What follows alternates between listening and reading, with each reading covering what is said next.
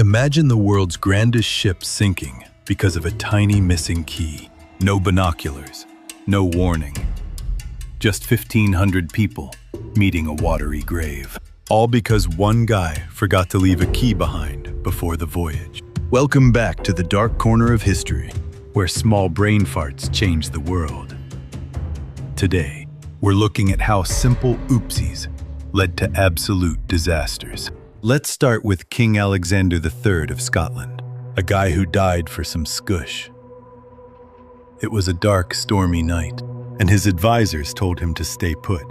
But Alex was horny and determined to visit his new French wife.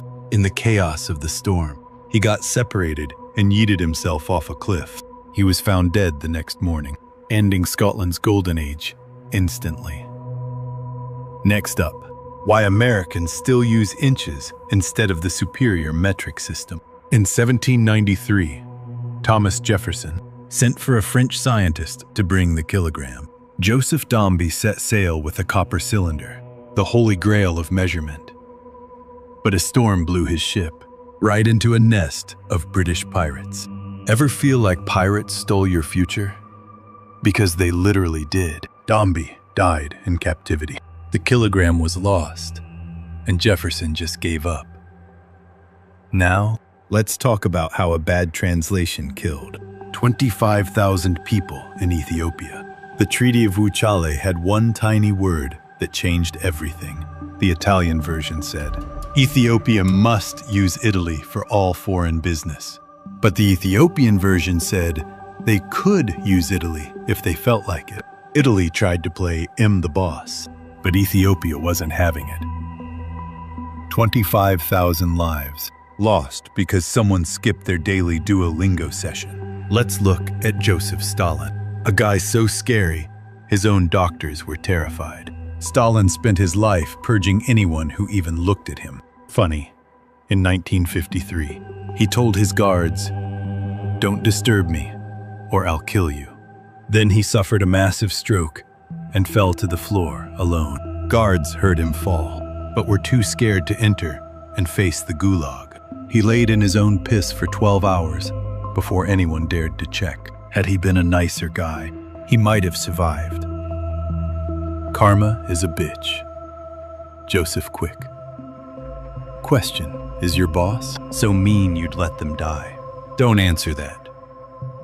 Back to the Titanic and the man who literally took the ship's eyes, Officer David Blair, was removed from the crew at the very last minute. He left in such a hurry, he forgot to hand over the key to the binocular box. The lookouts had to rely on their bare eyes in the pitch black ocean. If we had binoculars, we'd have seen it. They weren't lying. One rusty key, sold later for £90,000, cost 1,500 lives. History is full of these what-if moments that keep me up at night, like the time a simple typo almost started a nuclear war. Operation Merlin was a plan to give Iran flawed nuclear blueprints, but the Russian scientist fixed the mistakes because he was too good. He unknowingly gave them the correct plans. Oops, CIA. Or how about a single spark destroying 71% of the city of Rome? Nero allegedly wanted to clear land for a new palace. Talk about aggressive real estate. He blamed the Christians, but the city was already a charcoal briquette. Don't play with matches or empires. Both end badly.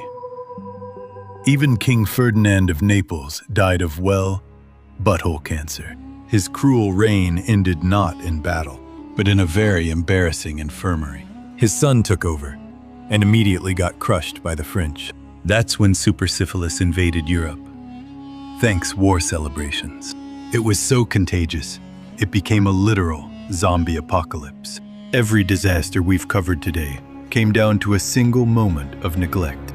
A lost key, a bad translation, or just being too horny in a storm. Human history is basically a series of, I can't believe I did that, moments. So next time you forget your keys, just be glad it didn't sink. The Titanic history isn't just dates. It's a collection of glorious, deadly mistakes. If you enjoyed this trip through the dumpster fire of time, subscribe. Want to see more evil kings or crazy experiments? Check these out. Because trust me, humanity only gets weirder from here.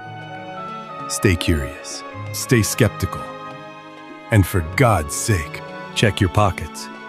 I'll see you in the next dark chapter of our collective history.